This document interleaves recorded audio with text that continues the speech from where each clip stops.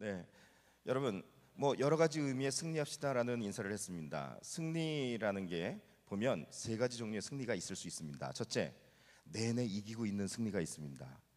지금 계속 내가 이기고 있는 승리가 있어요. 두 번째, 계속 고전하고 그리고 진짜 막 고전하고 있는 것 같지만 승리하는 승리가 있습니다. 세 번째는 지고 있었는데 역전해서 하는 또 승리가 있습니다. 어떤 경우라도 여러분 승리하시기 바랍니다. 오늘 사무엘상 7장 9절 말씀을 한 절을 우리 본문으로 삼았는데, 요즘에 우리 교회 새벽 예배 시간에 계속 사무엘상 말씀을 가지고 함께 말씀을 나누고 있습니다. 그런데 이 사무엘상 말씀을 보면 참 오늘 이 시대와 어쩌면 그렇게 흡사한가라는 그런 생각을 하게 됩니다. 그래서 새벽 예배 때 쭉 참석하신 분들은 좀 중복될 수도 있지만 오늘 그대로 사무엘상 본문을 잡고 사무엘상 말씀을 그대로 나누려고 합니다. 그리고 그 한 토막의 그 사무엘 시대에 있었던 그 이스라엘의 형편과 그때 있었던 사건에다가 제가 질문을 한번 붙여봤습니다. 첫 번째 이겁니다. 사무엘상 4장 1절부터 2절에서 보면 이스라엘과 블레셋이 전쟁을 합니다. 그런데 이스라엘과 블레셋이 전쟁을 하면서 이스라엘의 병사 중에 4천 명이 죽었습니다. 졌다는 얘기입니다. 블레셋과 전쟁을 하는데 졌습니다. 그 잠깐 동안 전쟁에 4천 명이 죽었습니다. 그러니까 이 이스라엘의 장로들이 모여서 의논을 합니다. 야, 우리의 군사들이 나가서 4천 명이나 죽임당하고 이렇게 전쟁에서 지고 돌아왔는데 어떻게 하면 우리가 이 전쟁에서 이길 수 있겠는가? 그러다가 이스라엘 장로들이 생각해낸 게 여호와의 언약궤를 실로에서 지금 이 전쟁터로 가지고 와서 우리들 이 군대 중에 그 여호와의 언약궤를 두고 우리가 전쟁을 하자. 그러면 이곳에 그 언약궤가 와 있는 이상 우리가 분명히 이길 것이다 라고 생각을 했습니다.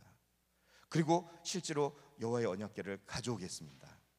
그리고 이 여호와의 언약궤, 여호와의 궤라고 부르는 언약궤가 그 이스라엘 진영이 지금 전쟁이 잠깐 멈춰 있는 겁니다. 저쪽에 블레셋 군대가 있습니다. 어저께 4천 명의 전사자를 낸 이스라엘 군대가 지금 코가 쑥 빠져서 이쪽에 있습니다. 그런데 이스라엘 진영에 하나님의 언약궤가 딱 도착을 하니까 이스라엘 군대가 갑자기 사기가 충천해갖고 막 함성을 지르고 땅이 진동했다고 그랬습니다. 왜? 이제는 됐다. 이제는 우리가 이기게 생겼다. 여호와의 언약궤가 우리들의 진중에 왔다라고 막 함성을 지르고, 얼마나 이 이스라엘 군대가 함성을 지르고 흥분을 했고 사기가 올라갔는지 땅이 진동했다 그랬습니다. 반대로 블레셋 군대는요 두려워 떨기 시작했습니다. 사무엘상 4장 5절에서 8절에서 보면 블레셋 군대에서 이렇게 얘기합니다. 블레셋 사람들이 우리에겐 화로다. 누가 우리를 이 능한 신들의 손에서 건지리요. 그들은 광야에서 여러 가지 재앙으로 애굽인을 친 신들이니라. 무슨 얘기입니까? 애굽에 10번의 재앙을 내리면서 꼼짝 못하게 하고 이스라엘 백성들을 이끌어냈던 하나님을 저들은 지금 알고 있다는 겁니다. 그 하나님의 언약궤가 저 진중에 왔으니 우리들은 화를 당하게 생겼다. 우리는 지게 생겼다. 큰일 났다. 어떻게 하면 좋으냐라고 그 블레셋 군대가 조금 전에는 어땠어요? 조금 전에는 블레셋 군대는 사기 충천해서 우리가 이겼다. 쟤네들 4천 명이나 전사했다. 그리고 이스라엘 백성들은 어떻게 했어요? 코가 푹 빠져갖고 우리가 졌다. 4천 명이나 죽었다. 그런데 문제는 전쟁이 끝나지 않았습니다. 그런데 다시 전쟁이 시작되기에 앞서서 여호와의 언약궤가 그 진중에 오니까 이스라엘 백성들이 완전히 기세가 등등해서 이제는 됐다. 우리가 이게 생겼다. 블레셋 군대는 완전히 거꾸로 기세가 푹 꺾여서 우리는 큰일 났다. 애굽에서 재앙을 내려서 이끌어낸 그 여호와의 신의 언약궤가 저쪽에 왔으니 우리는 이젠 화를 입게 생겼다. 그러나 사무엘상 4장 10절 11절에서 보면 다시 전쟁이 일어났을 때 이스라엘의 보병 3만 명이 죽고 언약궤를 블레셋에 빼앗겼다라고 그렇게 기록을 하고 있습니다. 그리고 제사장의 두 아들 홈냐 비나스가 그 전쟁에서 죽었다. 그리고 그 소식을 듣고 제사장 그 홈냐 비나스의 아버지 그 대제사장이 뒤로 넘어가서 죽었다. 그리고 그 아들의 그 며느리가 출산을 앞두고 있었는데 조산을 하고 죽었다. 이게 웬일입니까? 여러분, 이 사건에 대해서 보면 질문을 붙였습니다. 이스라엘은 왜 이러나? 라는 질문을 붙였습니다. 지금 이스라엘은 전쟁에 나갔는데 하나님의 백성들이라고 지금 나가서 전쟁하는데 졌습니다. 그러더니 언약궤를 가져와야지 이기겠다고 언약궤를 막 가져왔는데 사기가 충천해서 나갔는데 3만 명이 죽었습니다. 제사장이 죽습니다. 그 가족들이 다 죽습니다. 이스라엘은 왜 이러나? 그러면 지금 그 언약궤가 왔다는 소리를 듣고 블레셋 군사들은 벌벌 떨었는데, 근데 실제로는 전쟁에서 자기들이 크게 이겨서 3만 명이나 죽이고 자기들이 이겼습니다. 그러면 보이는 결과는 여호와의 궤, 언약궤의 능력이 없는가? 도대체 이스라엘은 왜 이런가? 왜 이런가? 그 다음에 사건을 여러분에게 소개합니다. 블레셋이 야, 우리가 그 애굽에서 이스라엘을 이끌어낸 신도 별거 아니구나. 우리가 이겼다. 그러니 저 언약궤를 빼앗았으니 우리들의 신전에다 갖다가 그 곁에 두자. 사무엘상 5장 2절에서 보면 하나님의 언약궤를 자기들이 섬기는 다곤이라는 신을 섬기는 그 신전에 가지고 가서 다곤 신상이 있는 그 옆에다가 언약궤를 갖다 놓습니다. 여러분, 이것은요 그냥 그렇게 해보자라는 게 아니라 그 시대의 풍습입니다. 무슨 풍습인가? 자기 신전에 자기들이 전쟁에서 이긴 그 나라의 신의 물건을 가져다가 또는 신상을 가져다가 자기들의 신전에다 갖다 놓는 것은 고대 풍습에서 승리의 전리품으로 얻은 다른 신상 또는 신의 물건을 가져다 거기서 놓으면서 너희들의 신보다 우리들의 신이 월등하게 강하다. 봐라, 우리들의 신이 너희들의 신을 이겼다라는 의미입니다. 그런 의미입니다. 하나님의 언약궤를 뺏어다가 자기들의 다곤 신상 옆에다 놔뒀습니다. 다곤 신상에다 옆에다 놔뒀습니다. 그 다곤이란 신은요, 이 시대에 아주 널리 퍼진, 세계적으로 퍼진 그 고대 세계에 널리 퍼진 신입니다. 그런데 다곤은요, 여러분들 바알 신은 많이 들어보셨죠? 바알 신의 아버지 신이라고 부릅니다. 그러니까 이 사람들의 개념에 있어서 쉽게 얘기하면은 센 신입니다. 센 신, 어른신. 무슨 얘기인지 아시겠어요? 그 옆에다가 그 다곤 신이 우리를 지켜줘서 우리가 이스라엘을 이겼다, 언약궤를 뺏었다, 그 여호와 별거 아니구만, 그러면서 갖다 옆에다 놓은 겁니다. 우리들의 신이 이겼다, 니들 봐라라는 겁니다. 그런데 그 마음의 불안함은 아직도 남아 있었던 것 같습니다. 그 증거가 있습니다. 5장 3절에 사무엘상 5장 3절에서 보면 이튿날 일찍이 일어나 본즉이라고 되어 있습니다. 무슨 얘기입니까? 뭔가 확인하려는 마음이 있었다는 거죠. 일찍 일어나서 신전에 가갖고 어떻게 그 신전에 무슨 일이 있나 없나를 가서 봤다는 겁니다. 이건 블레셋 사람들의 마음에 아직도 여호와를 두려워하는 마음이 약간은 남아 있었다는 얘기입니다. 무슨 일이 있었나 가서 봤습니다. 그런데 보니까 자기들의 다곤 신상이 완전히 엎어졌는데 땅바닥에 얼굴을 대고 있었다라고 성경에 적고 있습니다.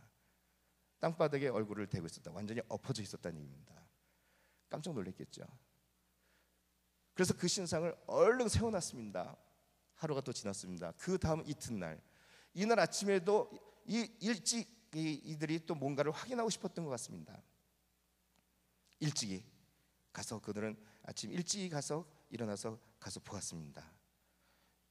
다곤이 여호와의 궤 앞에 엎어져 있는데 몸뚱아리만 있고 목이 잘리고 손목이 잘려서 그것이 나뒹굴어져 있었습니다. 그것을 보고서 이 블레셋 군대가, 이 블레셋 사람들이 벌벌 떨었습니다. 왜 그런가? 여러분, 다곤 신상이 넘어져 있고 그리고 목이 잘리고 손목이 잘린 것에 대해서 벌벌 두려워 떨었습니다. 자기들은 지금 봐라, 우리들의 신이 우리를 지켜줘서 우리가 이겼다, 그러니까 너희들의 신의 물건을 가져다 그 옆에다 놨다라고 했는데, 그런데 첫째 날은 다곤이 그 앞에 엎어져 있고 둘째 날에 목이 잘리고 손목이 잘려 있습니다.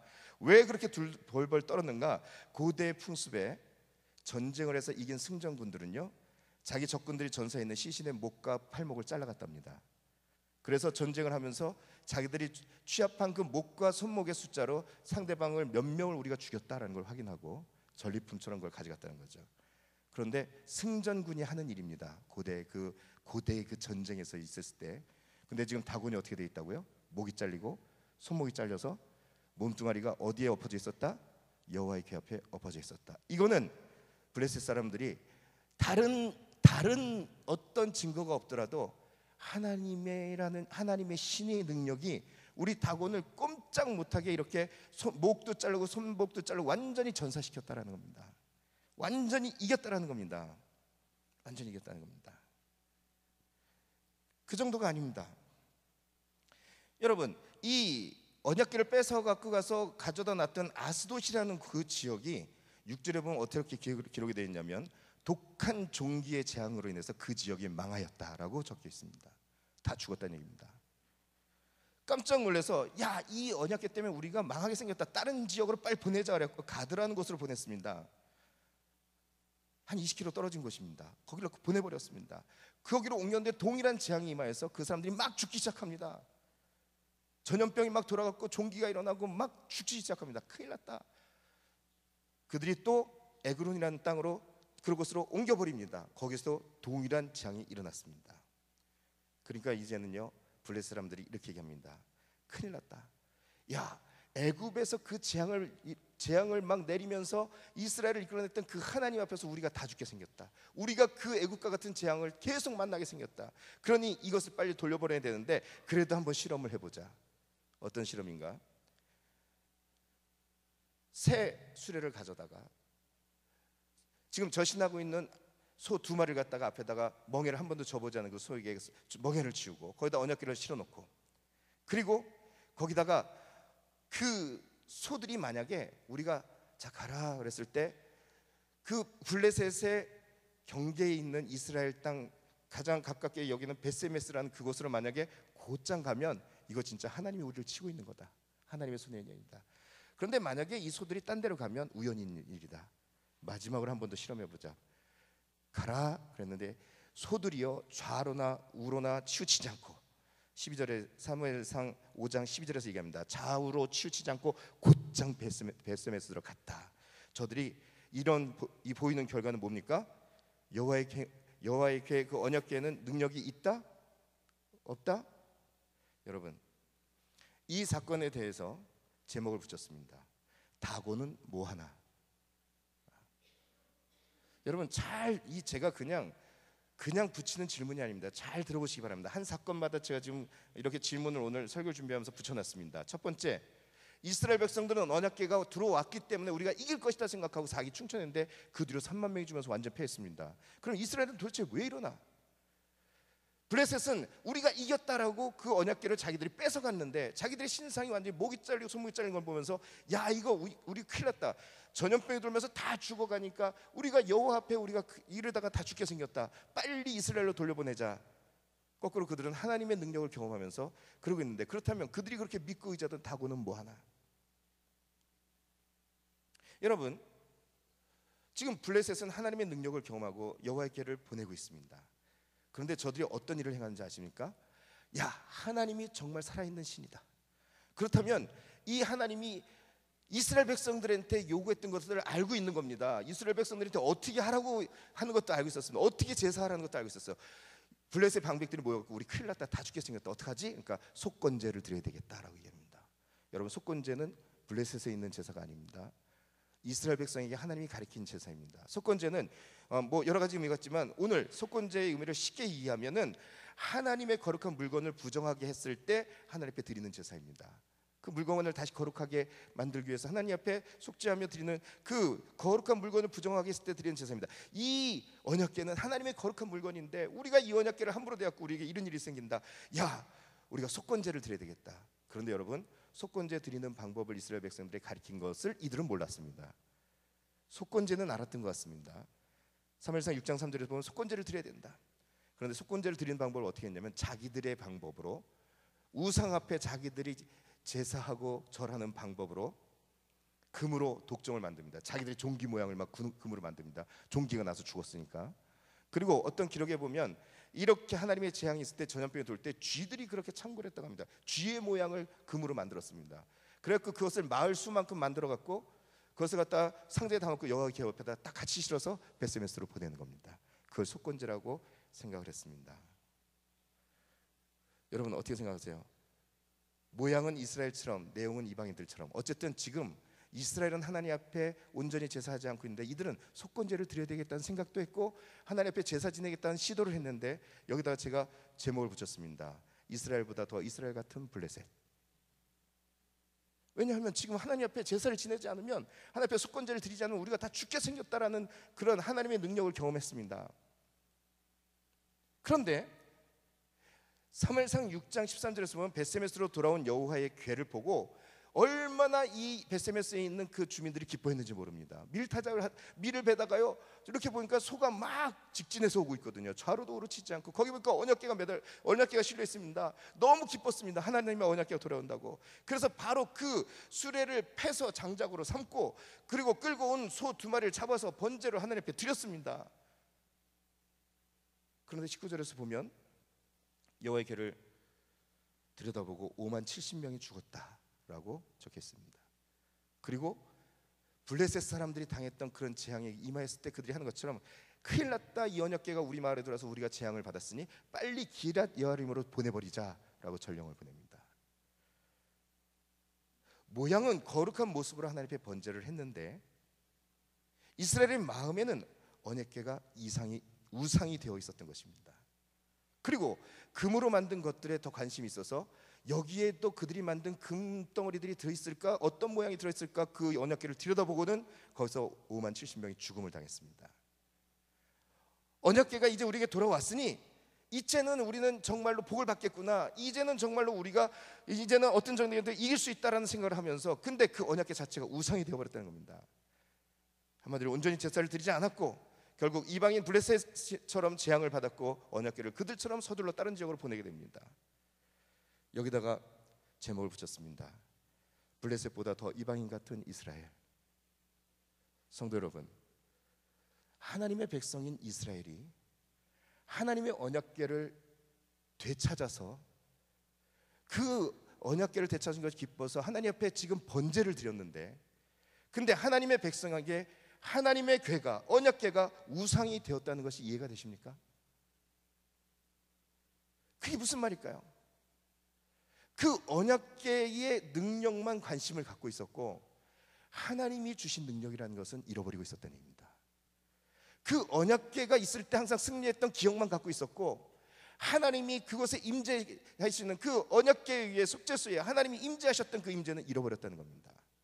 지금 언약궤가 우리 마을로 돌아왔다는 것은, 이스라엘로 돌아왔다는 것은, 하나님께서 그렇게 우리가 뺏겼던 언약궤를 되돌려준 것은, 이제 하나님과의 관계가 회복되어지겠구나, 하나님 우리들 이스라엘 가운데 다시 임재해 주시는구나, 하나님 우리와 동행하시는구나, 하나님 우리들 가운데 계시는구나가 아니라 언약궤가 돌아온 그 자체를 기뻐하고, 마치 무슨 마법의 상자가 돌아온 것처럼 눈에 보이는 블레셋의 신상들 같이 눈에 보이는 언약궤가 그것을 능력으로 생각하고 이것이 우상이 됐다는 얘기입니다. 이것이 우상이 됐다는 겁니다. 여러분, 우상 숭배라는 말인데 헬라어로 에돌로라트레이야, 어렵네요. 합성어입니다. 2가지 단어가 합성입니다. 앞에 에돌로론이라는 말은 형상, 어떤 상, 이미지, 이방인, 우상, 이런 말입니다. 그리고 라트레이아라는 건 그것을 섬기고 봉사하고 예배하고 섬기는 어떤 방법, 섬기는 어떤 그것을 위해서 고용된 사람들, 힘쓰는 사람들이라는 얘기입니다. 여러분, 지금 이스라엘 백성들이요, 블레셋 사람들이 하나님의 언약궤를 대할 때 그 언약궤에 하나님이 함께 임재를 상징하고 거기에 하나님의 약속이 있고 거기에 하나님의 동행과 인도하심이 있고 거기에 하나님의 복이 있는 것에 관심 있는 게 아니라, 저 언약궤가 오면 이기더라, 그 언약궤, 그 상자 그 자체에 관심을 갖고, 마치 자기들의 우상을 만들어 놓고 이 우상이 우리와 함께 이기는데 저들은 언약궤와 동일한 우상화를 하고 있는 것입니다.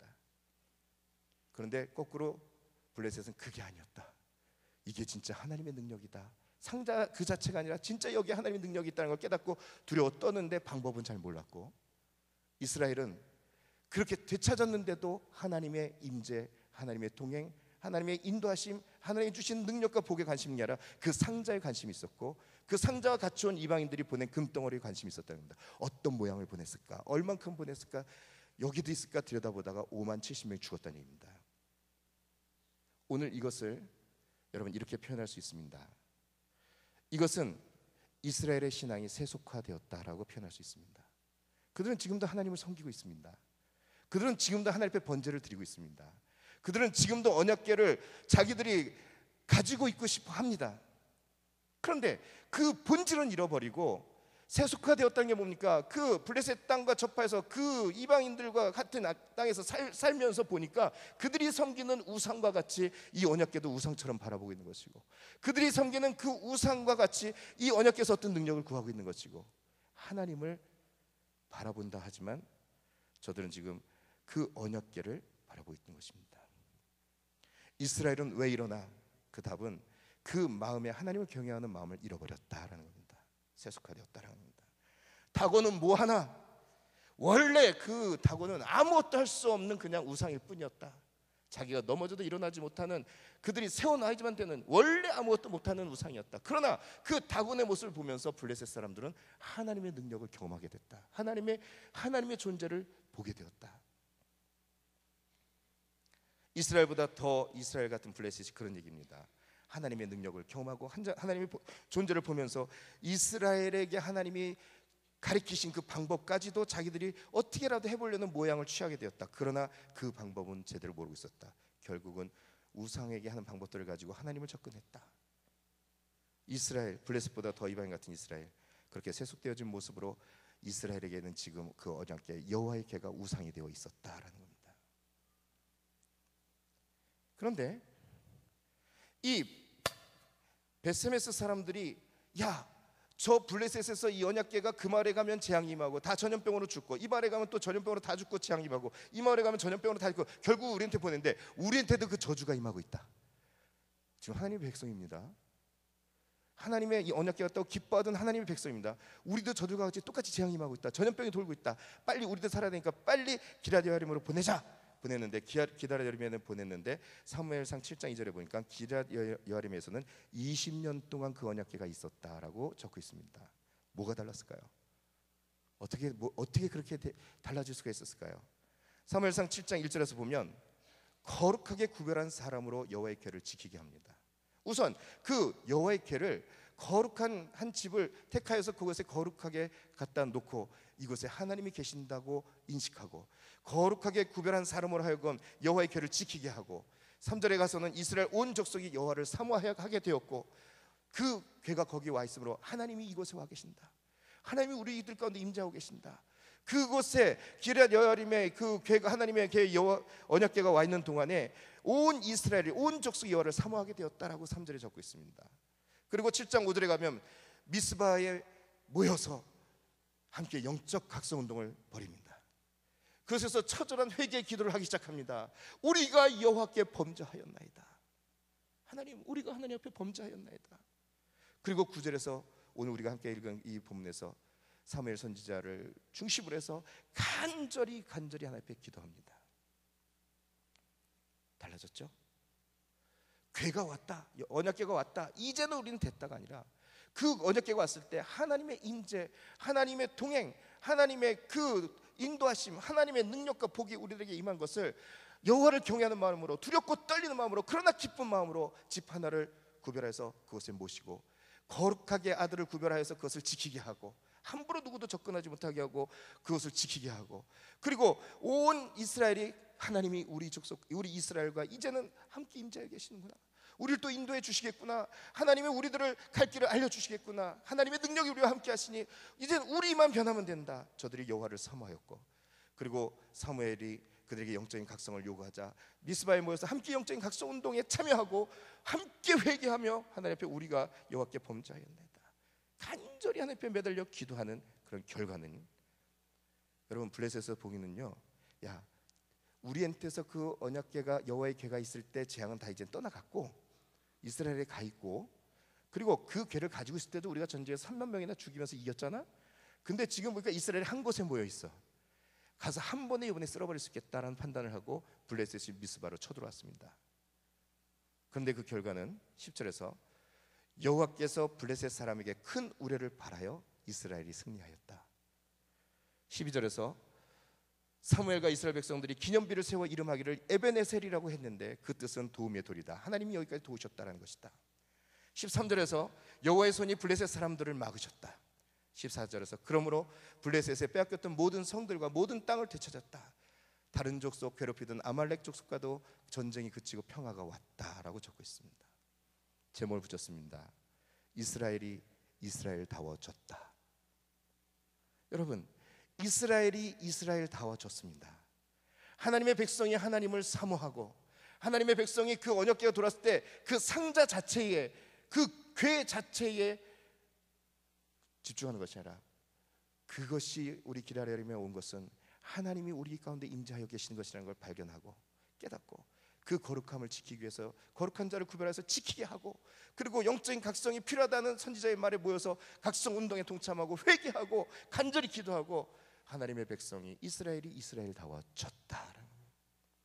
하나님의 백성이 하나님의 백성들 다워졌습니다. 성도 여러분, 세속화되어졌던 그 모습이 다시금 그 신앙의 본질을 되찾고 하나님 앞에 집중하고 하나님과 동행하기를 소원하고 하나님의 은혜와 능력을 얻게 되었다. 오늘 이스라엘이 이스라엘 되어졌다, 우리들의 삶 속에 그대로 적용해서 그대로 메시지를 선포합니다. 성도가 성도다워지면 인생이 달라질 것을 믿으시기 바랍니다. 성도가 성도다워지면 승리할 수 있는 것을 믿으시기 바랍니다. 성도가 성도다워지면 오늘까지는 완전히 패하고 있었을지 모르지만, 성도가 성도다워져서 정말 이스라엘이 이스라엘다워진 모습으로 하나님의 거룩함을 지키려고 하고 그 앞에 각성하고 회개하고 간절히 매달리는 이스라엘처럼 성도가 성도다워지면 역전할 수 있습니다. 역전할 수 있습니다. 여러분, 좀 더 구체적으로 두렵고 떨리는 마음으로 적용을 합니다. 목사가 목사다워지면 승리할 수 있습니다. 목사가 목사다워지면 역전할 수 있습니다. 장로가 장로다워지면 인생이 달라집니다. 장로가 장로다워지면 승리하고 역전하게 됩니다. 안수집사가 안수집사다워지면 인생이 달라집니다. 여러분, 안수집사가 안수집사다워지면 승리하게 되고 역전하게 됩니다. 권사가 권사다워지면 인생이 달라집니다. 권사가 권사다워지면 승리하게 되고 역전하게 됩니다. 성도가 성도다워지면 이기는 삶을 살 수가 있습니다. 이 얘기를 뭐라고 그랬습니까? 세속화되었던 신앙의 본질을 되찾고 나니까 하나님 앞에 집중하고 하나님 앞에 정말 하나님 앞에 그 거룩함을 지키고 신앙의 본질을 되찾고 하나님 앞에 나가서 보니까 언약궤의 문제가 아니라 하나님과의 나의 관계인 것을 알았다는 겁니다. 그게 본질입니다. 그러고 나랬더니 인생이 달라졌고 삶이 달라졌고 이기는 삶으로, 역전하는 삶으로 바뀌었다는 겁니다. 여러분, 오늘 우리들의 신앙생활을 보면 이 사무엘 시대의 신앙생활처럼 너무나도 세속화되어져 있는 것을 보게 됩니다. 이스라엘 백성들의 마음이 그것을 발견하지 못했습니다. 우리 오늘 하나님 앞에 제사 번제를 드렸다니까, 오늘 하나님의 언약궤가 우리 이 마을에 있다니까, 우리 이 군대 안에 진영 안에 와 있다니까. 그들은 본질을 잃어버렸습니다. 그것을 오늘 세속화되었다고 얘기합니다. 오늘 우리들 이 시대에 살고 있는 많은 성도들이 신앙서적을 많이 읽습니다. 지적으로 많이 성숙하고 신앙서적을 많이 읽습니다. 근데 성경을 읽지 않습니다. 하나님의 말씀을 읽지 않습니다. 성경 얼만큼 읽으셨어요? 저는 신앙서적을요, 아무개 박사의 무슨 책도 읽었고요, 아무개 그 목사님이 그 책도 읽었고요, 그 책 읽어보셨어요? 저는 못 읽었는데요. 성경 얼만큼 읽으셨어요? 읽지 말라는 얘기가 아닙니다. 여러분, 우리들이 세속화라는 것을 세상적으로 우리가 오염되어지고 여러 가지를 찾지만 교회 안에 신앙생활하면서 우리들의 생활 패턴이 잘못하면 세속화되어지는 것을 모르고 본질을 잃어버리고 하나님 앞에 집중하는 것을 방해할 수 있다는 얘기입니다. 그러면서 안심하는 겁니다. 나는 영적으로 지금 안정돼 있어. 나는 지금 예수 이름으로 나는 성장하고 있어. 천만에요. 기도는 많이 하는데 내 관심 있는 것만 기도하고 영적인 기도는 사라져버렸을 수도 있습니다. 세속화된 기도입니다. 저는 원로 목사님께서 들려주신 얘기 중에 참 기가 막힌 얘기를 들었어요. 어떤 분이 그런 얘기를 했대요. 교회 안에서 귀신 놓고 기도하지 말아라. 그러면 귀신을 건드려서 귀신이 역사할 수도 있다. 맞는 얘기 같아요? 너무 심각하게 저를 쳐다보시니까 헷갈리시는 거 아니죠? 교회 안에서 귀신을 놓고 기도하지 마라. 귀신아 물러가라. 귀신의 역사들을 제어하는 그런 기도를, 대적하는 기도를 하지 마라. 왜? 오히려 귀신이 역사할 수 있다. 잘 알아들으신 거예요? 기도는 많이 하는데 내 관심 있는 기도만 한다? 세속화된 기도입니다. 영적인 기도가 아닙니다. 봉사는 많이 하는데 습관적으로 합니다. 사역은 많이 하는데 습관적으로 하고 해오던 만큼 하고 해야 되니까 하고, 근데 하나님이 뭘 원하시는지 묻지 않고 내가 행하는 그곳에 하나님의 영광이 없습니다. 세속화되어져 있는 사역입니다. 신령한 목사님을 찾습니다. 여러분, 오늘날만큼 성도들이 실력 있고 능력 있고 영성 있는 신령한 목사님을 찾는 시대가 없었던 것 같습니다. 그런데 그 마음이 자칫 세상 사람들이 용한 무당을 찾는 마음과 같아져 버렸습니다. 세속화되어진 모습입니다. 교회 안에는 있는데 예배는 드리지 않습니다.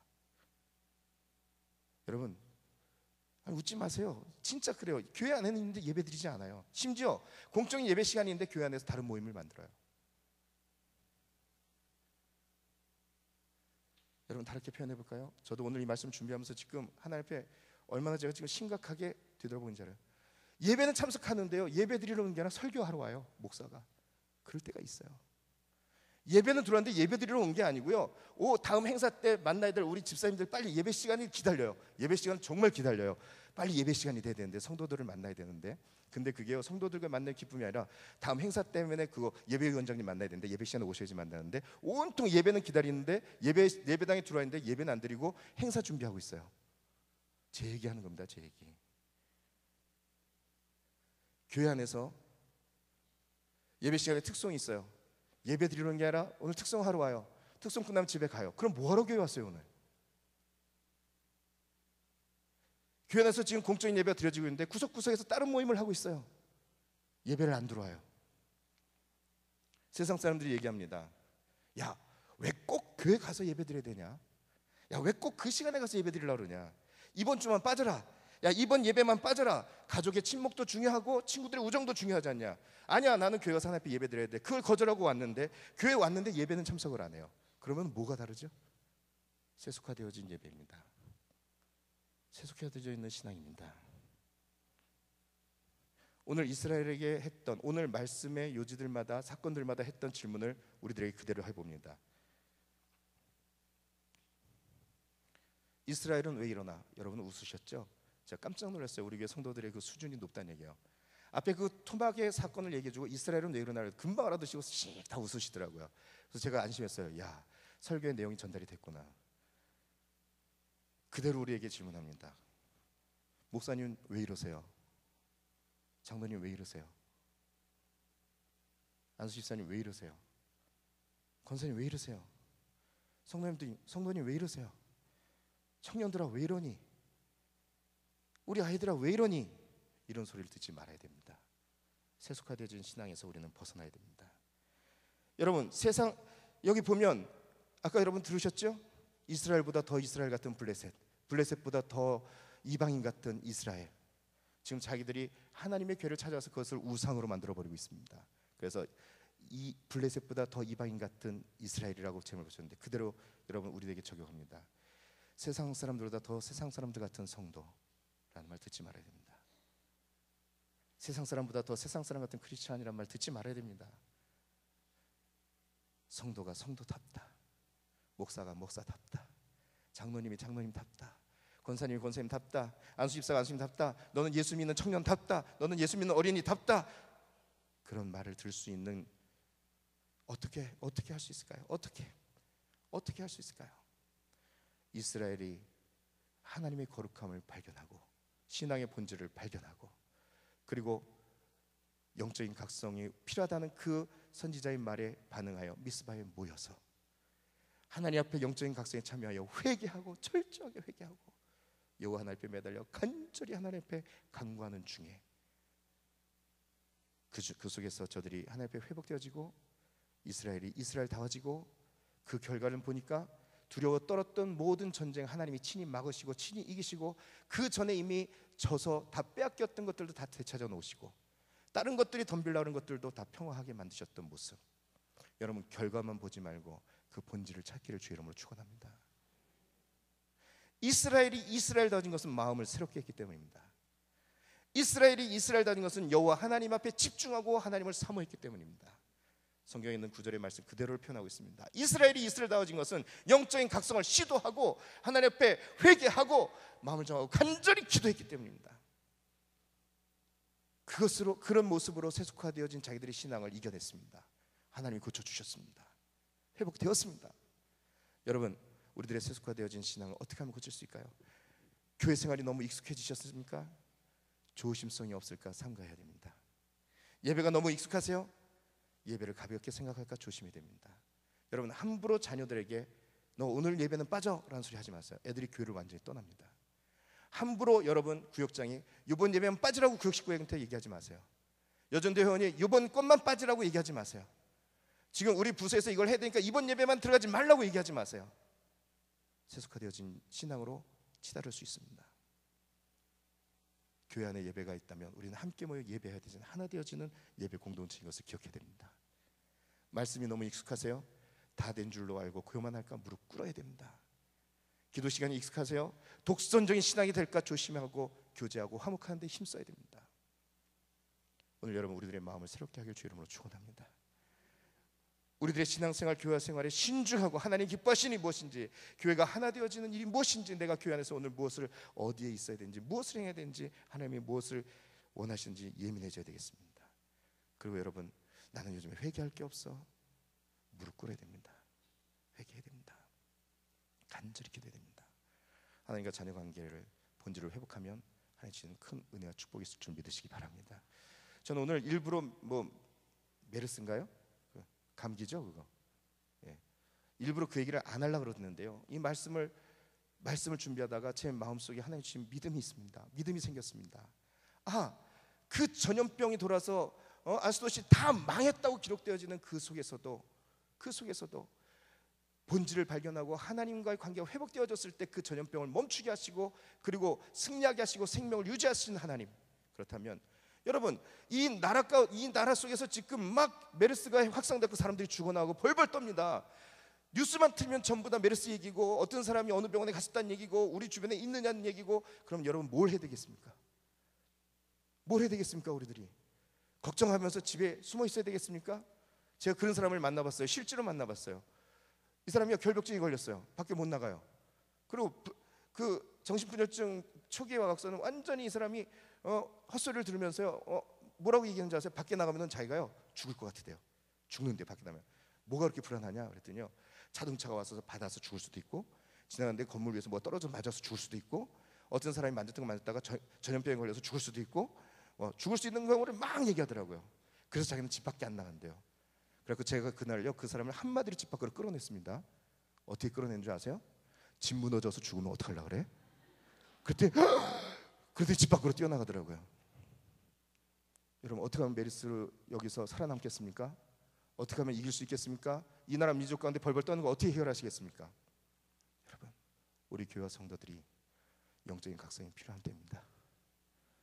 하나님 앞에 마음을 청하고 정말 그것 때보다도 하나님을 사모하는 마음을 가지고, 그리고 하나님 앞에 모여 회개하고, 하나님 앞에 모여, 여러분 오늘 본문의 구절을 왜 구절을 잡았는지 아십니까? 그 전에도 번제를 드렸어요. 근데도 재앙이 왔어요. 전병이 왔어요. 죽었어요.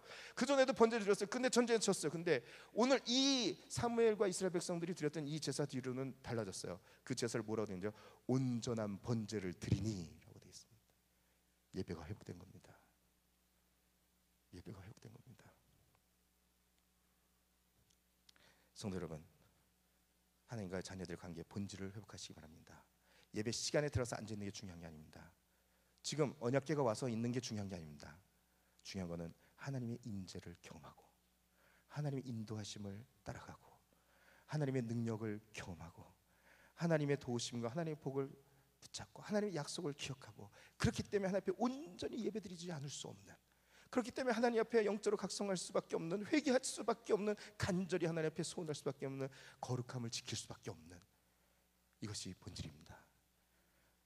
전염병도 재앙도 문제들도 빼앗긴 권위와 땅들도 다 회복시켜 주시는 그 결과를 볼 때, 여러분 지금 이 나라 이 민족에서 퍼지고 있는 전염병들, 세계 곳곳에서 일어나고 있는 기근과 전쟁과 아주 흉악한 범죄들, 우리들이 할 수 있는 게 없다고요? 아니요. 교회와 성도들이 목사가 목사답게, 장로님이 장로님답게, 안수집사가 안수집사답게, 권사님이 권사답게, 성도가 성도답게, 크리스찬 청년들이 청년답게, 학생들이 학생답게, 어린이가 어린이답게 하나님 앞에 마음을 청하고 하나님을 경외하는 마음으로 하나님 앞에 회개하고 전심으로 하나님 앞에 간구하고 그 마음을 지키고 거룩함을 지킬 때, 전염병과 전쟁과 모든 문제들 하나님이 해결하실 줄 믿으시기 바랍니다. 여호와의 손이 막으셨다, 여호와께서 친히 싸우셨다, 여호와께서 이기게 하셨다는 주인공이 되어줄 줄 믿으시기 바랍니다.